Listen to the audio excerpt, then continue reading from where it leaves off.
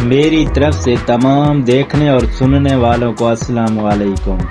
دوستو، آج کی اس ویڈیو میں آپ لوگوں کو سیر کرواؤں گا نیدرلینڈ کی، اور نیدرلینڈ کے بارے میں آپ لوگوں کو ان سبھی حقائق سے بھی آگاہ کروں گا جن سے آپ لوگ آج سے پہلے ناواقف ہوں گے۔ لیکن ویڈیو شروع کرنے سے پہلے میری آپ تمام نئے آنے والے دوستوں سے گزارش ہے کہ اگر آپ ہمارے چینل پر نئے ہیں تو چینل کو سبسکرائب کر دیں اور ساتھ دیے گئے گھنٹی کے نشان کو دبا دیں تاکہ ہماری ہر نئی آنے والی ویڈیو کا نوٹیفیکیشن سب سے پہلے آپ دوستوں تک پہنچ سکے۔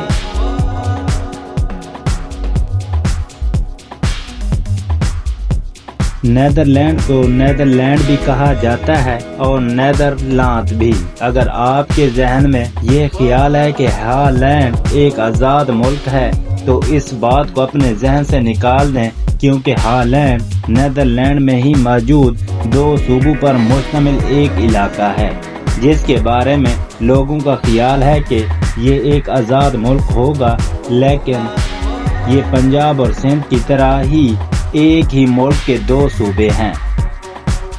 امید کرتا ہوں آپ اس ملک کے نام کے بارے میں جان چکے ہوں گے۔ نیدرلینڈ اور نیدرلینڈ کا دارالحکومت ایمسٹرڈیم ہے۔ اس شہر کا نام اس شہر میں موجود ایمسٹرڈیم سے رکھا گیا تھا۔ یہ شہر نیدرلینڈ کا دارالحکومت ہونے کے علاوہ ملک کا سب سے بڑا شہر بھی ہے، جو اپنے اندر تقریباً 10 لاکھ سے زیادہ افراد کو سموئے ہوئے ہے۔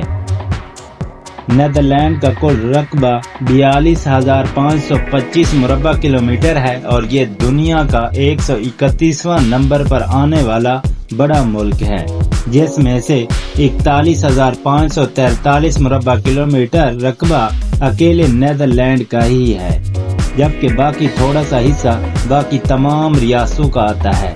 نیدرلینڈ کی کل آبادی 1,76,71,000 لوگوں پر مشتمل ہے، جس میں سے صرف 3 لاکھ افراد ہی دیگر 6 ریاستوں کے ہیں۔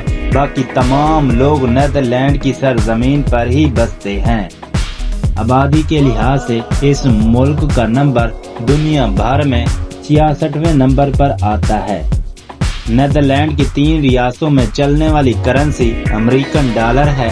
2 ریاستوں میں نیدرلینڈ اینٹیلین گلیڈر، ایک ریاست میں اربن فلورن، جبکہ نیدرلینڈ میں یورو کرنسی چلتی ہے۔ اگر باقی تمام چلنے والی کرنسیوں کا موازنہ کیا جائے تو یورپ کے مقابلے میں کمزور ہیں، اگر پاکستانی اور ہندوستانی روپے سے پھر بھی بہت بہتر ہیں۔ نیدرلینڈ کی ڈومین نیم .nl ہے۔ نیدرلینڈ کے کالنگ کوڈ 2 ہیں، ایک +31 اور دوسرا +599۔ نیدرلینڈ وقت کے لحاظ سے پاکستان سے 4 گھنٹے پیچھے ہے۔ دوستو، نیدرلینڈ میں انسانی زندگی کے وجود کی تصدیق کوئی 5000 قبل مسیح کی گئی ہے۔ جس ملک کے بارے میں یہ مشہور ہے کہ رومن دور میں یہ سلطنت روما کی 4 صدیوں تک سرحد بنا رہا تھا، یعنی 4 صدیاں اس خطے پر رومی سلطنت کا دور رہا۔ رومی سلطنت کے دور میں یہاں دیگر بہت سے علاقوں سے قبائل آ کر بسنا شروع ہو گئے تھے، جنہوں نے اس خطے کی آباد کاری میں بڑا کردار ادا کیا۔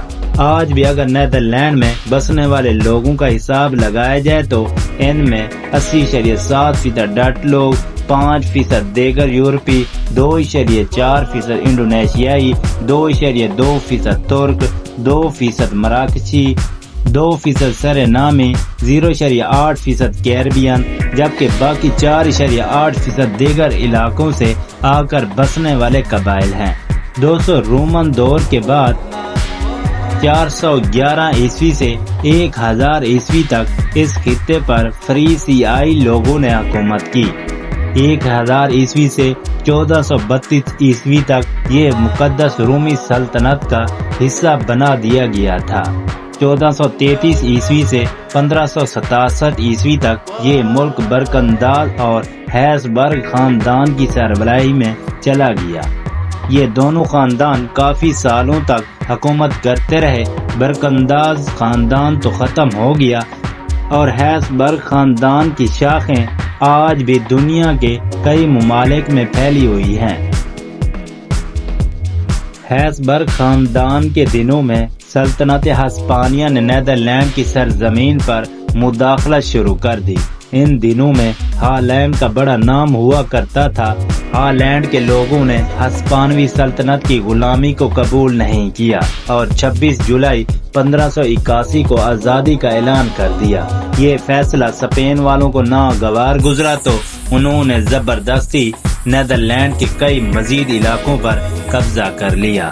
کیونکہ سلطنت ہسپانیہ کی مداخلت کے ساتھ ہی جنگ شروع ہو گئی تھی اور پھر یہ جنگ لگاتار 80 سال چلتی رہی۔ اس جنگ میں 10,000 سے زائد فوجیوں اور شہریوں کو ہلاک کر دیا گیا تھا اور پھر 1648 میں ہونے والے معاہدے کے بعد نیدرلینڈ کے لوگوں کی آزادی کو تسلیم کر لیا گیا تھا۔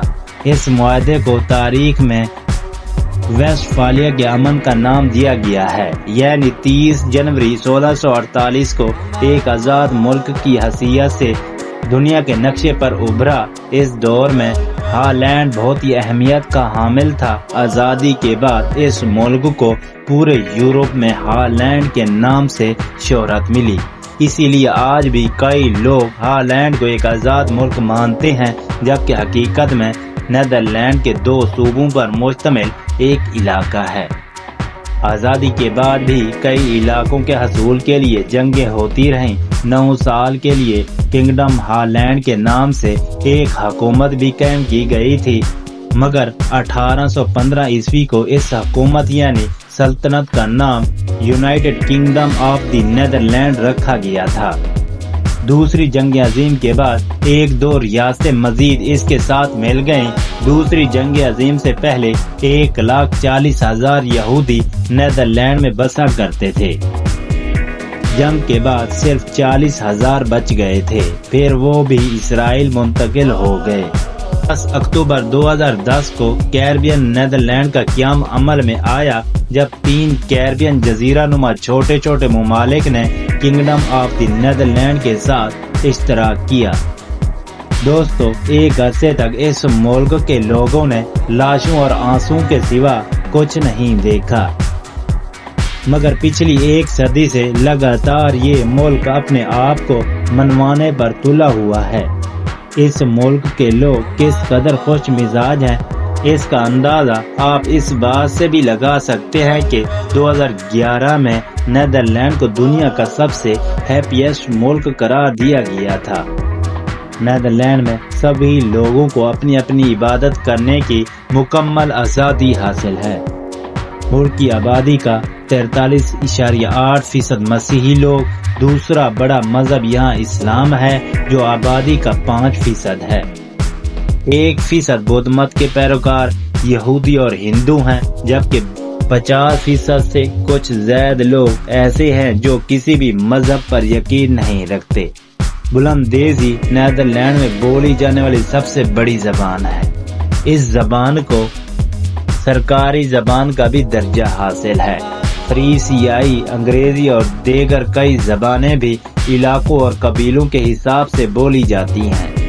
دوستو، نیدرلینڈ کے بارے میں اگر دلچسپ حقائق کی بات کی جائے تو نیدرلینڈ کے لوگ اپنے ملک سے کس قدر پیار کرتے ہیں، اس کا اندازہ آپ اس بات سے بھی لگا سکتے ہیں کہ نیدرلینڈ کے لوگ تقریباً 47,000 امریکن ڈالر فی کس مجموعی آمدنی کے ساتھ دنیا بھر میں 12ویں نمبر پر آتے ہیں۔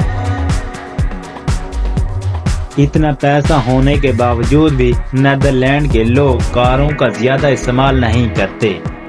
ان کا ماننا ہے کہ ان چیزوں کے بے جا استعمال سے ماحولیاتی آلودگی بڑھتی ہے، اس لیے وہ کاروں کی جگہ سائیکل کا زیادہ استعمال کرتے ہیں۔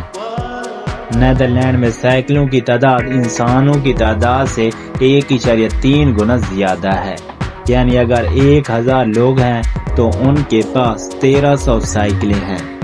نیدرلینڈ میں بادشاہت چلتی ہے اور نیدرلینڈ کی ملکہ ایک ارجنٹینین ہے۔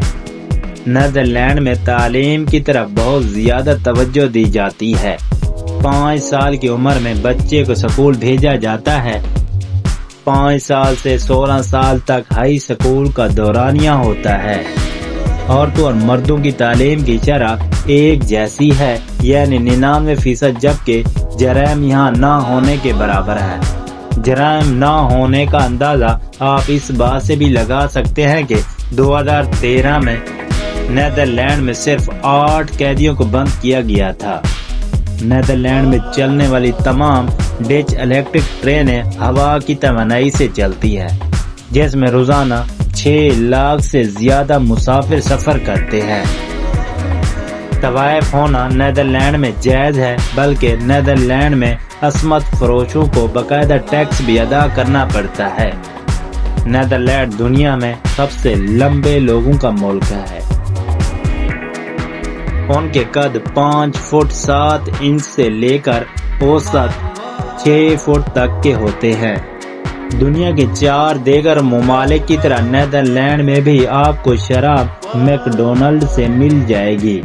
ایمسٹرڈیم شہر میں 35% لوگ روزانہ اپنا سفر سائیکل پر کرتے ہیں۔ شمال مغربی یورپ میں واقع اس بے حد خوبصورت ملک کی سرحدیں مشرق میں جرمنی، جنوب میں بیلجیم، شمال اور مغربی سرحد سمندر سے لگتی ہے۔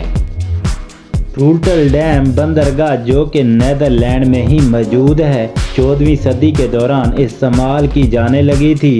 یہ 1962 سے 2004 تک دنیا کی سب سے مصروف بندرگاہ تھی۔ اس بندرگاہ کو آج بھی یورپ کی سب سے بڑی اور مصروف بندرگاہ ہونے کا اعزاز حاصل ہے۔ اقوام متحدہ کی 2017 کی رپورٹ کے مطابق سوئٹزرلینڈ، سویڈن اور نیدرلینڈ دنیا کے سب سے جدید ممالک تھے۔ جہاں دنیا کے کچھ ممالک ہم جنس پرستوں کو شادی کے حقوق دے رہے ہیں، وہاں آپ کو یہ بات بھی بتا دوں کہ نیدرلینڈ وہ پہلا ملک تھا جس نے 2001 میں ہم جنس پرستوں کو شادی کی اجازت دے دی تھی۔ نیدرلینڈ کے لوگ بہت ہی صحت مند ہوتے ہیں۔ ویسے بھی صحت مندی کے حوالے سے نیدرلینڈ دنیا بھر میں پہلے نمبر پر آتا ہے۔ نیدرلینڈ اپنے پھولوں اور نہروں کی وجہ سے دنیا بھر میں مشہور ہے۔ دنیا کا سب سے بڑا پھولوں کا باغ بھی نیدرلینڈ میں ہی موجود ہے۔ نیدرلینڈ میں موجود ڈچ لوگ ایسے لوگ ہیں جن کی 94% آبادی 2 زبانوں پر مکمل عبور رکھتی ہے۔ نیدرلینڈ میں 35,000 سے زائد سپورٹس کلب ہیں، جن میں 50 لاکھ سے زائد افراد رجسٹرڈ ہیں۔ فٹ بال نیدرلینڈ میں سب سے زیادہ شوق سے کھیلی جانے والی کھیل ہے۔ اس کے علاوہ 2 مشہور کھیلیں ہاکی اور والی بال ہیں۔ اس کے علاوہ اولمپکس کی تمام کھیلیں نیدرلینڈ میں بہت شوق سے کھیلی جاتی ہیں۔ دوستو، نیدرلینڈ کس قدر خوبصورت ہے، اس بات کا اندازہ آپ اس بات سے لگا سکتے ہیں کہ 2023 میں 2 کروڑ لوگوں نے نیدرلینڈ کا وزٹ کیا۔ آپ خود اندازہ کر لیں کہ نیدرلینڈ سیاحت کے شعبے سے کتنا کما رہا ہوگا۔ 16ویں صدی میں اپنی آزادی کے بعد سے نیدرلینڈ نے بے شمار مشکلات بھی دیکھی، مگر نیدرلینڈ تب سے آج تک زراعت، ماہی گیری، تجارت اور بینک کاری کے نظام میں دن بدن ترقی کرتا نظر آیا ہے، اور یہی شعبے نیدرلینڈ کی ترقی کی آج بھی بڑی وجہ مانے جاتے ہیں۔ نیدرلینڈ نے اپنی سمندری سرحدوں کی طرف دیوار تعمیر کی ہوئی ہے تاکہ سمندر کا پانی نقصان نہ کر سکے۔ کہا جاتا ہے کہ اگر یہ دیواریں ختم کر دی جائیں تو نیدرلینڈ کا 43% حصہ پانی میں ڈوب جائے گا۔